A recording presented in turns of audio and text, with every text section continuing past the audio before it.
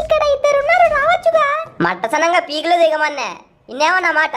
ఇప్పుడు నేను దిగినల్లా అనవసరంగా వచ్చి ఆన్లైన్కి రాకుండా బాగుండు. సరే సర్లే సావద్దొత్తన్నా రివైవ్ ఇచ్చేసెల్లు. లేదు లేదు నేను కొట్టేది నువ్వు చూడల్లా. ఇంకోసారి అనవసరంగా ఆన్లైన్కి వచ్చినానే అనే మాట నీ నోటి నుంచి రాకూడదు. హే బాద్షా, మన యువరాణిని ఎవరో చంపేశారంటరా. ఇప్పుడు మనం అక్కడికి వెళ్ళి వారిని నరికి మన యువరాణి పరువుని కాపాడాలి. తీరా బాద్షా.